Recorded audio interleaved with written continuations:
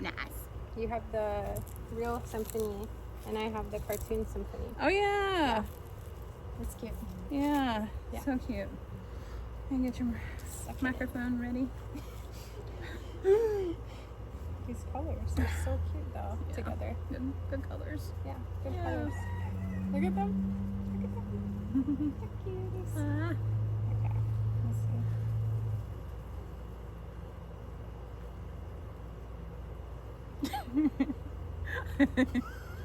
Delicate operation. It is. No. It is. Okay. I'm so sleepy. No! Did it come off? Here, Yeah. here, I'll show you. No. No. You're gonna punch my nipple. Oh my god, no. Go. Kool-Aid Put it on things you. are funny. Huh?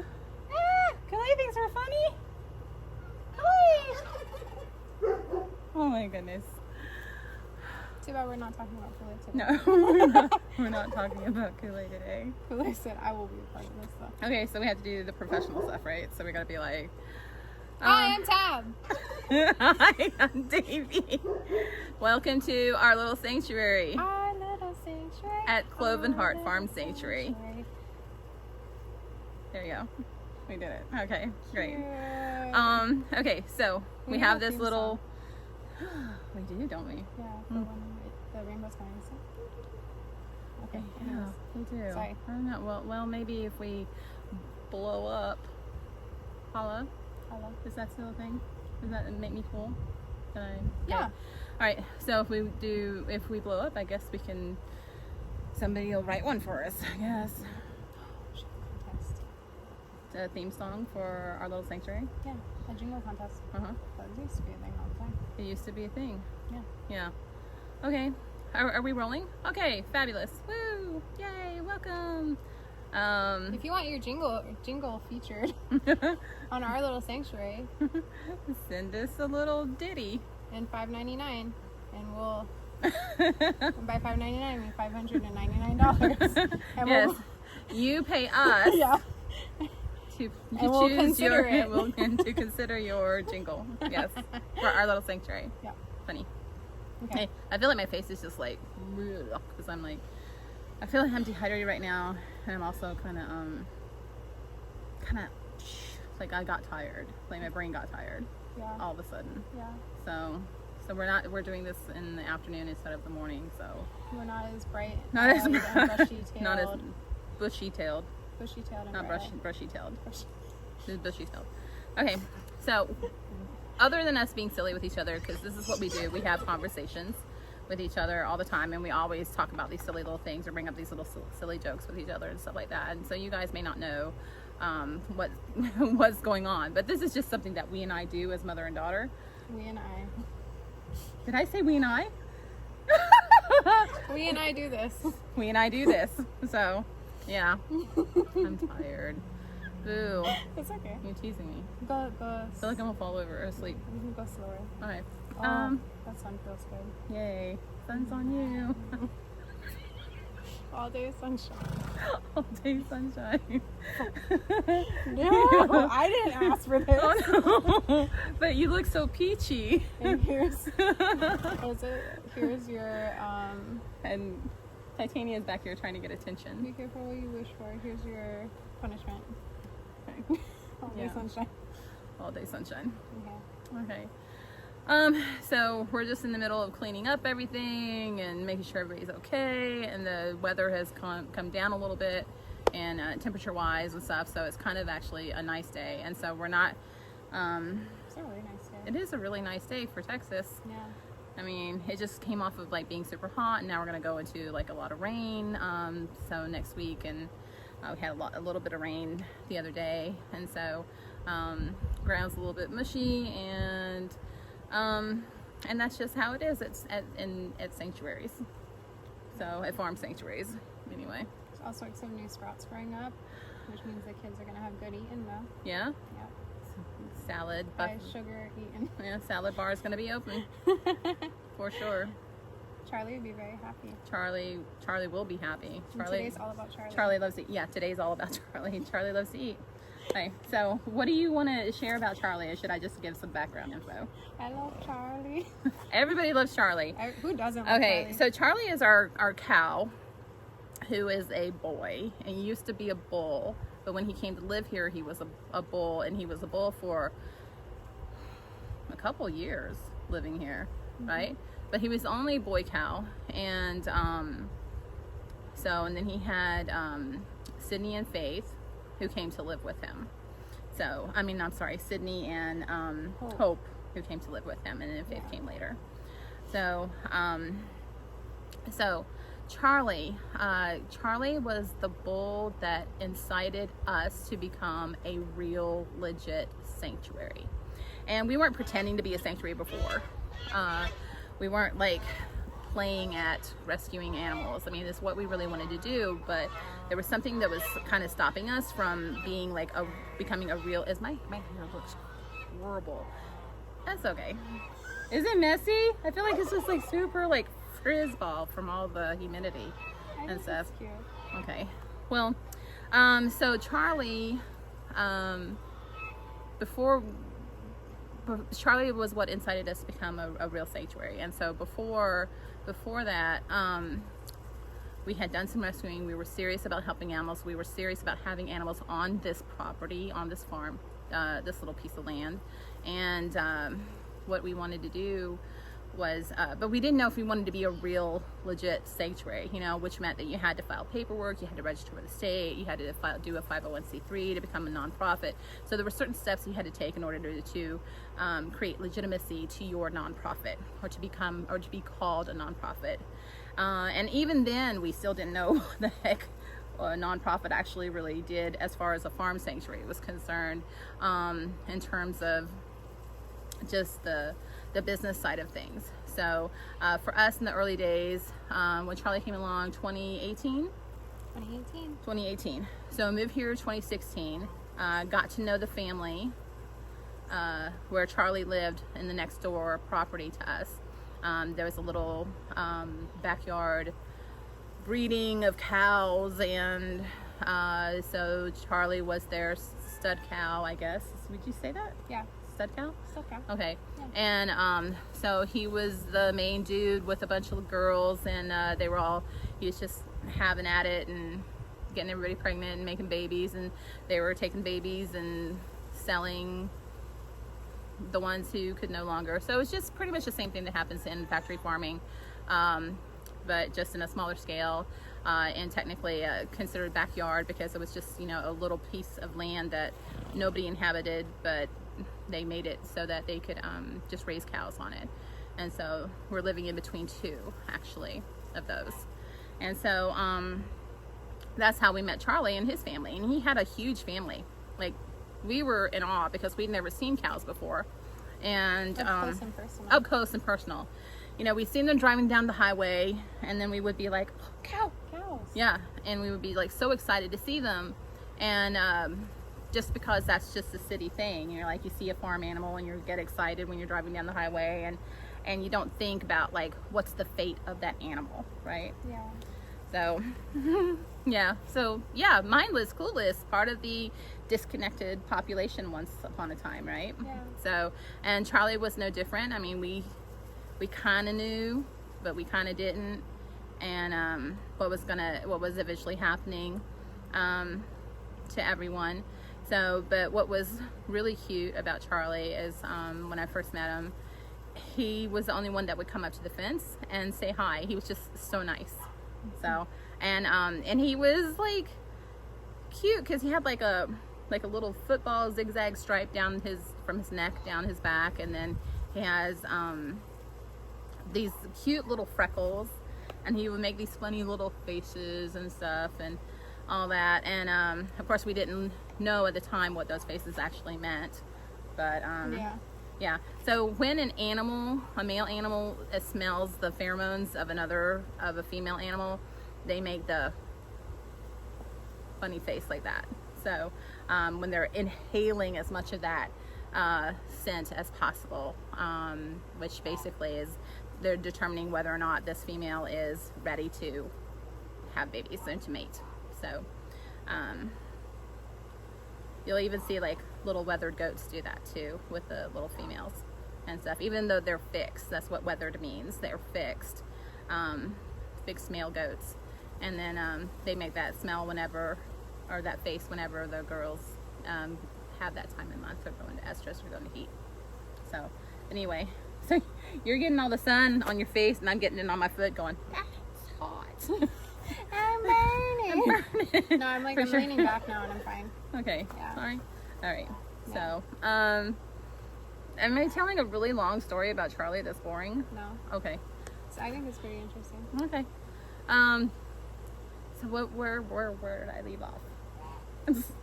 Where did I leave off? You were talking about Charlie being very sweet and coming up to the Oh fence. yeah, and you know, and one of the reasons that he took. Do you hear Willow? And Calais. So one of the reasons that he took to Noah and Ava was that when Noah and Ava were our first, they were sheep. They were our very first rescues in 2017, around May of 2017, and then and he would bring his whole family, and they would all come and stare at the little sheep, and and of course Ava and Charlie. Okay, first of all, Ava and Noah did the cutest thing when he first met Charlie. He would like basically rush the fence where Charlie would come up to. He would rush the fence and then bob his little head up at Charlie like, like I'm gonna, you know, like I'm the man over here or something, you know, and something like that. He was just a little macho little baby. Yeah, he was so tiny. Yeah, and so so they would always graze side by side. So Charlie would bring his family. They would look at the little ones. So when Charlie moved over here, he knew Ava and Noah, and you know they were like his kids, you know, from day one. So yeah, and everything. So Charlie was super cute, and that's how we met Charlie. And then at some point, you want to take over talking because I'm like getting tired. And then at some point. Where should I go with this? And then at some point we realized that we were going to become a 501c3 recognized nonprofit farm sanctuary. Okay, that was much later though. That was in 2020 when we did that. We're talking. What? Okay, so whenever that's one of the things about being a farm sanctuary is your ears have to always be open to whoever might be making a noise. Excuse me, making a noise that's not normal or unusual, and then you have to go figure out is it a bad noise, come run emergency noise, or is it they're just being, you know, vocal and loud noise. So, and it's okay. But anyway, so that's how we met Charlie in 2017. And then somewhere at the end of the year, we started to realize we were seeing less and less of Charlie and his family, and it seemed that they were a smaller group.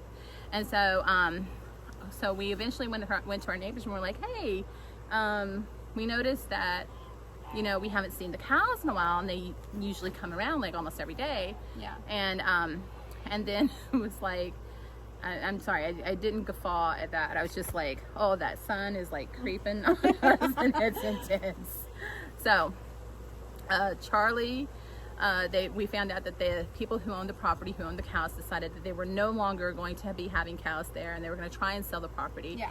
And so they were sending all of the cows to auction. Yeah. Auction. There was a couple of days where you thought that he was already gone. Yeah, I mean, And you were kind of hysterical. I was. Yeah. I was, because I really you were like, no, loved that cow. He can't be gone. Yeah. Yeah. Like this, like completely sucks. It was horrible Yeah, to think of. that he was not there anymore. Right. And then where we were driving and we saw him, Mm-hmm. and we're like, oh my God, and we pulled in and we asked, you know, like, oh my God, Charlie's still here, you know, and because we were pretty distraught, and we were thinking like, oh, there's nothing we could have done, no way we could have helped, there's no way we could have saved him. Mm-hmm. And you know, and it's not like we didn't care about anyone else in the herd or anyone else in his family. It's just that, I mean, we knew we couldn't take in like 20 cows, right, obviously, but we knew Charlie, we felt like connected to Charlie. Yeah. So anyway, we saw Charlie when we were like, oh, Charlie's still here. Mm-hmm. you know, so we went and asked, like, Charlie's still here. And so it was Charlie and Sydney and Hope and a little boy cow. And we tried to save them all, but we could only save Charlie, Sydney, and Hope. And because they literally said to us, we were trying to convince them to let us go ahead and take the little boy too, and that was the last of their cows. And they literally said to us, they said, no, we're going to eat him. And that was exactly what they said. And I was like, oh, what the? Who says, like, what? Yeah. Okay. I think they said something along the lines of too, like, oh, if you want a little boy, you can go to the auction, you can get a little boy. Mm-hmm. We were like, yeah, we're trying to keep the family together. That's right. what we're trying to do. That's exactly. Yeah. And then and we had to fight for Hope, and Hope was a little baby at that time too, and we had to fight for her because they kept saying that she belonged to someone else and wasn't really theirs, and they'd have to ask. And so yeah. Anyway, so we had to go over and feed them carrots. Yeah, we did. We did, because we had the brilliant idea that we were going to have to step up and do something, because this was our chance, because we thought we had lost our chance to help him, we had lost our chance to save him, and now that we saw him, we had to do something. We had to figure it out, and we had to just step out of our comfort zone and not be scared, and just, you know, do something or find some way to save him, because they were not going to let him go unless we paid for him.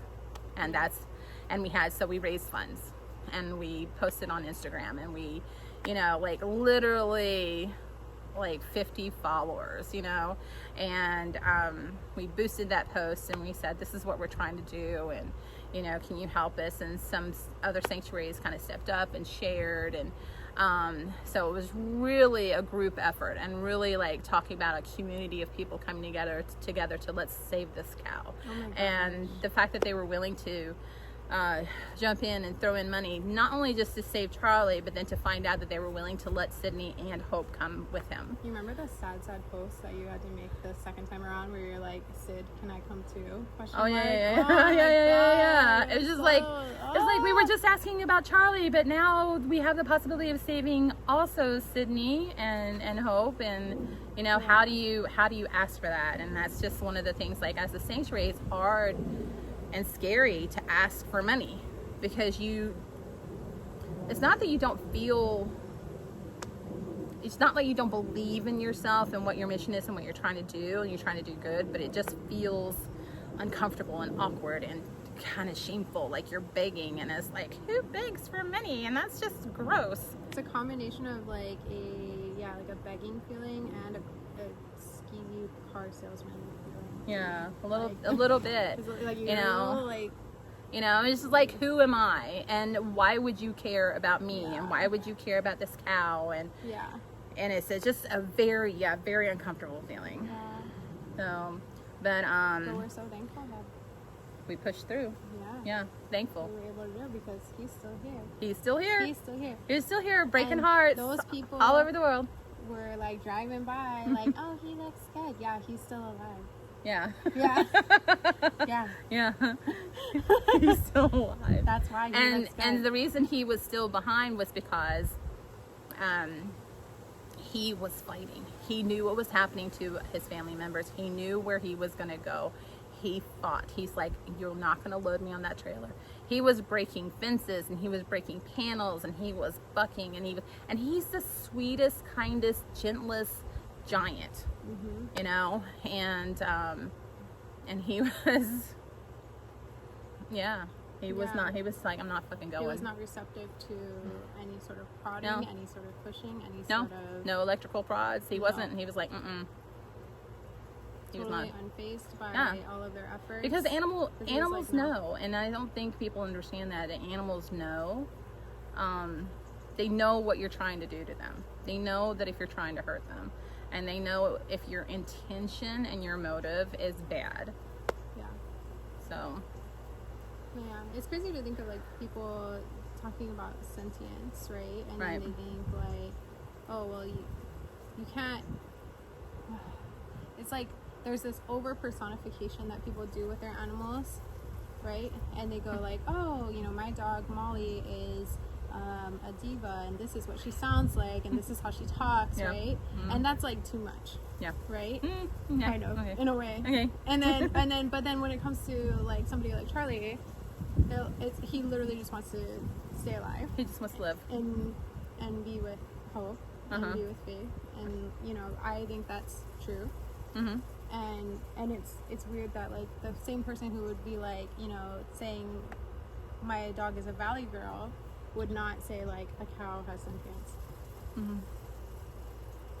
Or like wouldn't even get it. No. Like I feel like those like are on the same linear. You know what I mean? I do know what you mean. I do know what you mean. I don't know. Okay, well, can you clarify it for the people? Because I think you said it perfectly fine. Yeah. Okay. It was very clear. You know, it just that's what disconnect means. Yeah. You know, exactly. You know, plain and clear, plain and simple. Yeah. So, but so Charlie. Okay. Every time we post a picture of Charlie, and every time we post, you know, a video of Charlie, everybody swoons. They're like, "Oh, he's so good looking." Like, it's like Charlie's everybody's boyfriend. So, and it's so great that people feel that kind of connection to an animal that they never actually met. Because I know that I've felt that for animals that I follow on Instagram. You know, there was a pig that I fell in love with. Named Ludo. Like every time I saw his face on a post, and he's at a pig sanctuary here in Texas, Central Texas Pig Rescue. Follow them if you don't. They are amazing people, and they do amazing things for the pigs that they rescue. And pigs are so in need. But I fell in love with Ludo. I don't know why, but I did. You know, and so same for people with Charlie. They just look at him and they just fall in love with his face, and they fall in love with his freckles, and he's pretty darn freaking cute. So I'm not surprised. Yeah, he has lots of Insta girlfriends, Insta girlfriends. Yeah, for sure. So he's such a good dad. Maybe that's what it is. Yeah, he's just a good dude. Yeah. He really is. I mean, he's kind and gentle and sweet, and not all men. And it's just a picture of Charlie. You snorted. No, I don't get it. Not all men. It's just a picture of Charlie. Like, okay. Yeah. Like I still don't get it. He's the one exception. Oh, the one exception. Okay. The one exception. I'm kidding. Yeah. But okay, here's something funny that we found out about Charlie. I'm going to share 2 things that I love about Charlie, or that I found out about. Other than his just like sweet and wonderful. Well, actually, I might share three things. So this is actually going to be longer. I thought we would be shorter, but I think we might have wasted a bunch of time in the middle. It's like 22 minutes already. It's fine. Okay. So I think this is cinema gold. There were 3 things that I wanted to share about Charlie. Okay, go. And I'll share my 3 things. No, because now I forgot one of them. We'll come back to you. Gosh darn it. You said other than his sweet disposition. Other than his sweet disposition. Okay. As sweet as Charlie is, he's still a bull. Okay, and we didn't get him fixed until much later, and that's just a whole completely other different story that we can go to another time. But we just couldn't find a vet, and vets were saying they couldn't, and they were saying he was high risk of death, and we didn't want to rescue him and then kill him, you know, by putting him through this a surgery that no one could, maybe if, who knows, kind of situation. So, but we eventually found the right surgeon. We eventually found the right vet. We ended up doing. What was the procedure called? A Bordizzo. Okay. It's called a no more face. So even though you'll see pictures of him or film of him, he still is fully intact. He's not actually intact. So, and we had to figure things out because we just accepted it being the way it was, because we had a vet who told us that because Sydney didn't get pregnant and because Hope never got pregnant for a whole year, that he was taking care of or looking after them in terms of vet care, that most likely Charlie was just a very old man and was just not producing anymore. And then Faith. And then Faith. And then baby Faith. Yeah. And so, and then of course, the most perfect baby if you've been with us from the beginning, you know that in the most perfect what? Baby that ever lived. Most perfect baby that ever lived. That's a whole nother thing. But so anyway, I feel like all of my stories are. What was the one I wanted to share? I feel like that one was gonna. Okay. We're gonna get better at talking about stuff because I feel like we're kind of. Oh my god, it's like Trixie and Katya when you first started watching them and you were like, whoa, I can't keep up because they're just like yeah, and they're like, okay, we're in good company then. And now we're like, and who's Trixie? I'm Katya. You're obviously. definitely Katya. I'm definitely Katya. Whoa. Okay. Whoa. For sure. Okay. Yeah. So do you have any other things about Charlie? Because I'm like, Charlie, even though he's super sweet, we used to walk into the field and carry a bucket of food to feed them. And then one time, and they were always on the other end of the field, and so they would come and we would meet at the trough. But one time he was close to where I'd go in through the gate, and then I was like, no problem, walked in, and Charlie came running at me,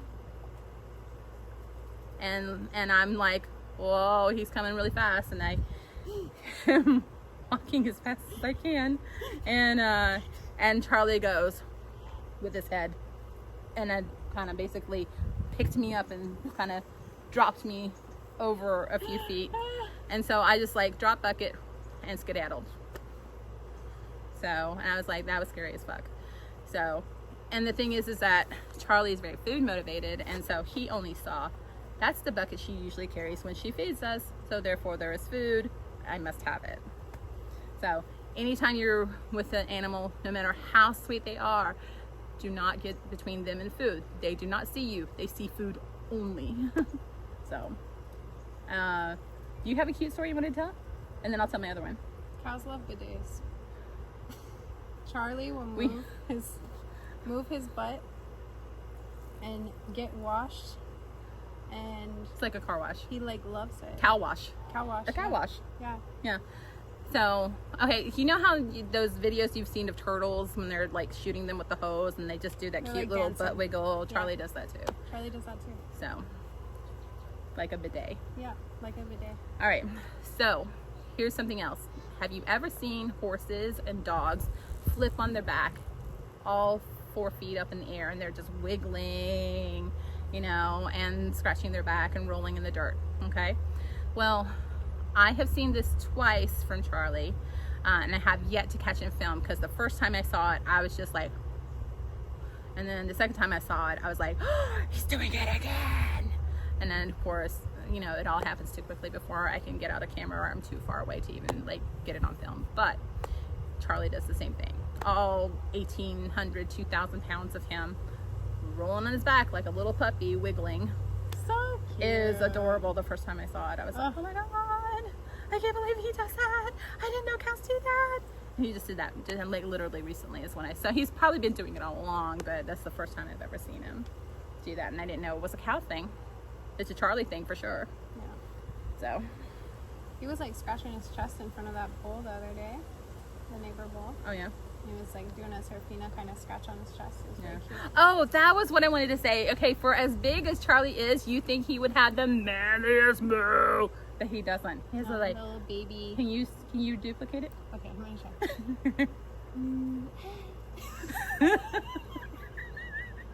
Is that good? I don't. It's very airy. Yeah. It's like, yeah, it's so soft. And we've got a video of it on our Instagram, so you know, definitely go check it. Coughed. That's what it sounds like. I don't know. Yeah. It's very soft. Whereas Hope and Faith are like, you know, like real deep. And Hope and Faith are Karens. No, why would you say that? Because they're very demanding. Oh, well. Let me speak to your manager type of woman. And no offense to anyone named Karen. No.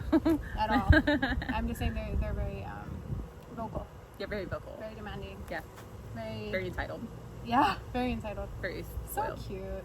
Yeah, adorable. Best babies. So, anyway, so those are some things that we love about Charlie, and I know you all have some things that you love about Charlie, and that was Charlie's rescue story. And literally how we brought him over is we cut the fence line between us, we opened it up, and he walked right on through, and that's how we move Charlie from where he used to live to living at Cloven Heart. So, and there's definitely some things that we could do to make Charlie happier, but I think he's had a really good life. He still has his family. He has, you know, Ava and Noah. He's gotten a bigger family, you know, with Willow and the goats. So, yeah. And we couldn't have done it without your support. And so if you're thinking of how can you support Cloven Heart Farm Sanctuary, definitely please hit us up on our website, clovenheartfarmsanctuary.org.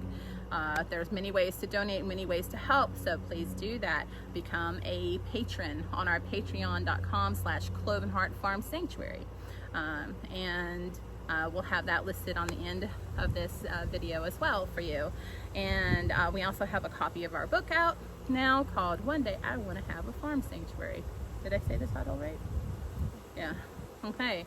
So that's out on Amazon now, so please feel free to pick up a copy if you're thinking about opening up your own rescue one day. You will learn all the things that you didn't know you needed to know before you open your farm sanctuary.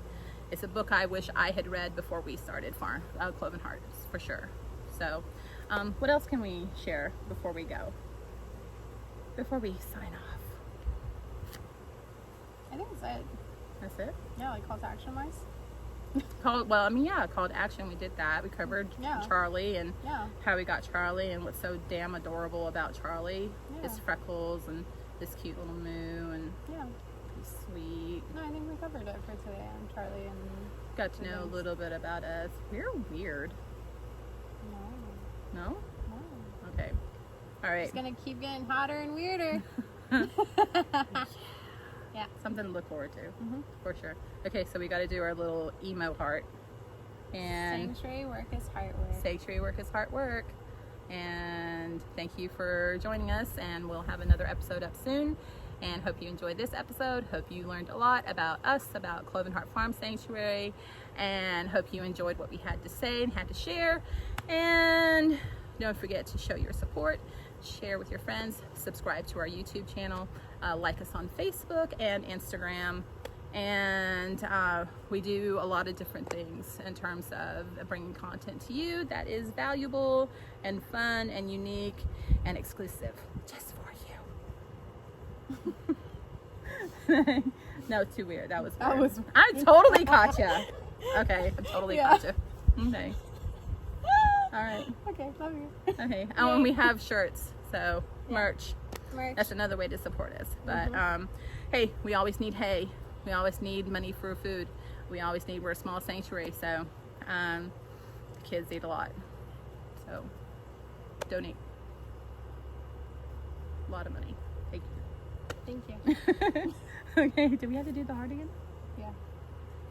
And then this time we're gonna do a send off with the heart, and we're gonna go. Oh yeah. Okay, let's do that. Okay. Whoop, my fingers. Okay. Sanctuary work is heart work. Bye.